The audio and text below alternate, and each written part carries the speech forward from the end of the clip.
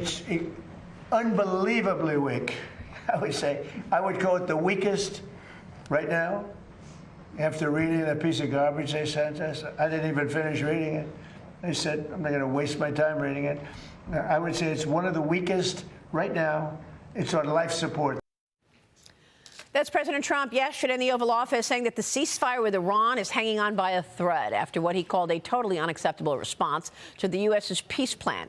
Iran reportedly wanted the U.S. to pay war damages, recognize Iran's sovereignty over the Strait of Hormuz, end sanctions, and release blocked assets. Oh, and by the way, they wanted the conversation about nuclear weapons later. Don't talk about that right now. The commander-in-chief told Fox he's considering restarting Project Freedom, the U.S.'s previous effort escorting ships throughout the strait in the Persian Gulf. So far, Central Command has redirected 62 ships during the blockade on Iranian ports. And joining me now is Ohio Congressman Jim Jordan. He's the chairman of the House Judiciary Committee. Mr. Chairman, good to see you.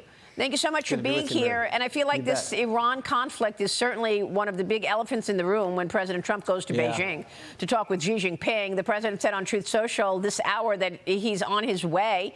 And, of course, we're expecting the meetings to happen Thursday and Friday. What are you expecting?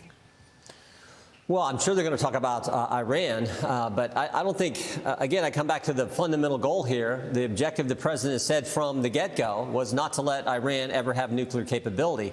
And I am convinced he is determined to accomplish that goal, which I think is the right thing to do. So I think he's determined to make sure that happens. I'm sure he'll discuss that with the Chinese. But that objective is fundamental. This regime is so bad. I think we talked about this before, Maria, but in Iran, wrestling is one of their big sports. They took this 19-year-old junior champion, one of their star up-and-coming athletes, and because he was protesting, they did a public hanging. That's how evil this regime is. And to let them get a nuclear weapon, we just can't let that happen. So the president is exactly right. That's the clear objective. He's going to accomplish that. He's going to make sure that we get that job done. And I'm sure that'll be a central item of the discussions with the Chinese. So let's talk about what you're doing today, the business at hand. Congress also spending much of its time focusing on the $72 billion reconciliation package to fund immigration. The president wants that on his desk by June 1st. You've also got the conversation of another reconciliation before the midterms. Now, Senate Minority Leader Chuck Schumer is rallying Democrats against a proposed $1 billion allocation for President Trump's White House ballroom. He claims the package prioritizes the ballroom over lowering costs for Americans. And I spoke with the Secretary of Department of Homeland Security here. Mark-Wade Mullen was with me on this program last week. Here's what he said about national security and the ballroom. Watch. Secret Service has a mission, and the mission is they are designed to provide security for the President of the United States and the complexes to which he resides in and does work in.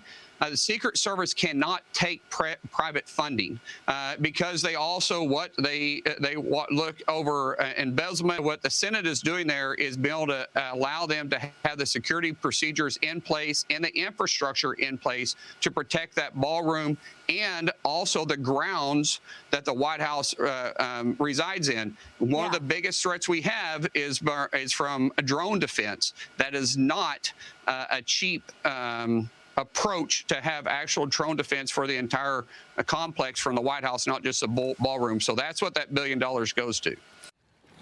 Mr. Chairman, your reaction? Well, yeah, I mean, there's been 3 assassination attempts on President Trump. Yeah. I mean, that is the bottom line here. For the Democrats to complain about helping Secret Service makes no sense to me. I think this is, though, the Democrats just don't want to fund ICE. That's the whole point here.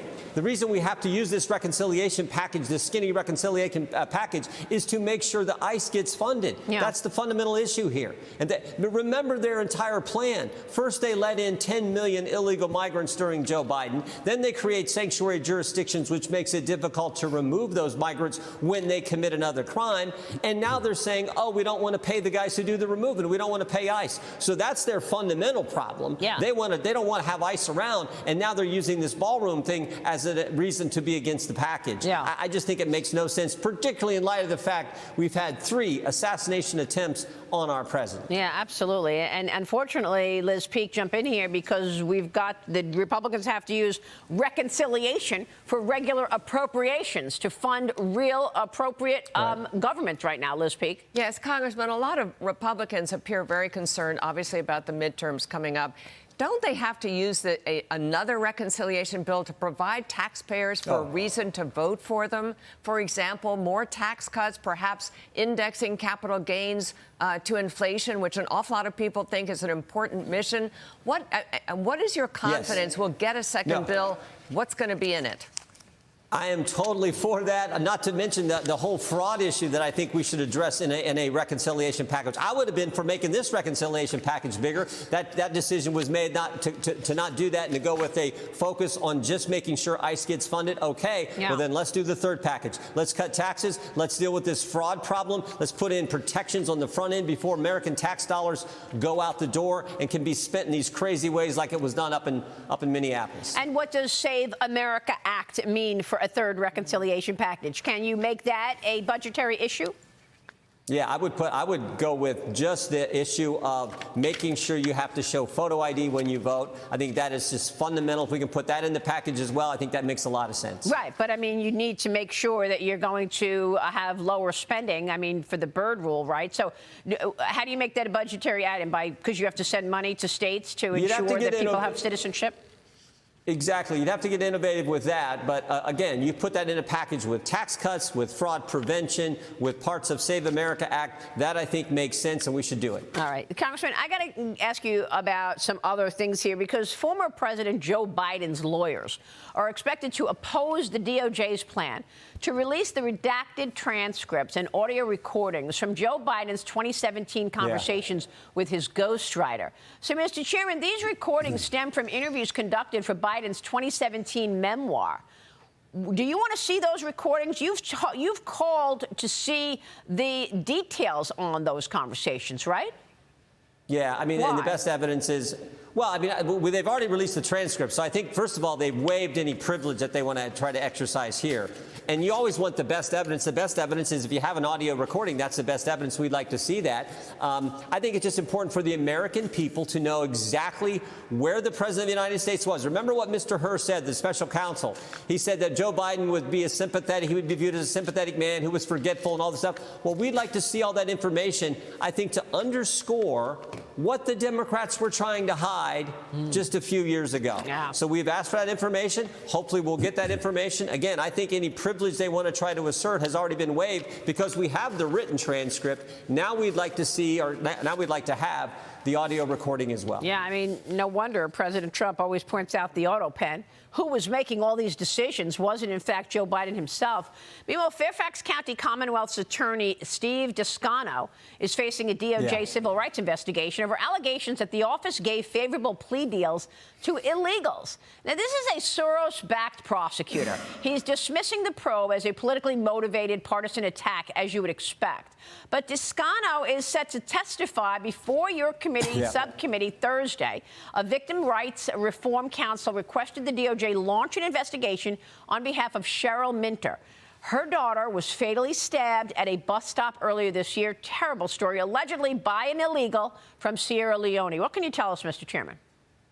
Well, that happened, and that's because the reason it happened is because Descano let this guy out, even though he had law enforcement tell him, this guy is trouble. He will cause harm. He is a bad guy. Do not let him out. And Descano did it. So Descano's taken the whole Democrat plan a step further.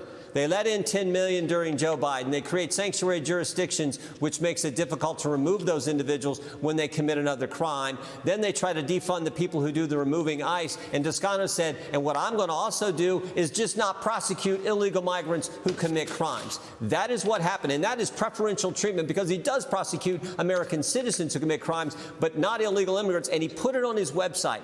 He said, I will take into account their immigration status, their deportation status. I will take that into account when deciding what charges to bring. That is wrong, and that's why he's being investigated by the DOJ, and that's why we have him in front of our committee this Thursday. Any thoughts on redistricting? Is that going to be a help or a hurt going into the midterms? It's going to be a huge help in light of what's happened in the last 10 days. I mean, what happened with Virginia, what happened with the Supreme Court and decisions now that will impact many southern states. It's going to be a huge help for Republicans. I think we're going to, I thought we could win the majority anyway, but I think we're going to win the majority now, or keep the majority, I should say, in this year's midterm elections. Wow. All right. We'll be watching that. This is going to be a big year. Congressman, it's great to see you this morning. Thank you, sir. You bet, Maria. Thank you. All right, Mr. Chairman, Jim Jordan. We'll be right back. Stay with us.